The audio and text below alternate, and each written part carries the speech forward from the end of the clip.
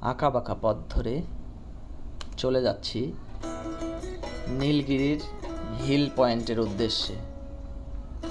অসাধারণ ছিল জার্নিটা। পাহাড়ি পথটা ছিল অসাধারণ এবং আঁকা বাঁকা এই পথ ধরে যাওয়ার সময়ের যে দৃশ্যগুলো ছিল সেগুলো ছিল মনোমুগ্ধকর।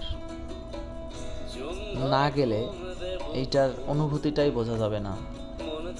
তাই মনকে যদি ভালো রাখতে চান পাহাড়ে অবশ্যই আসতে হবে এবং ঘুরতে হবে। তাই গন্তব্য ছিল নীলগিরির হিল পয়েন্ট। ধন্যবাদ সবাইকে।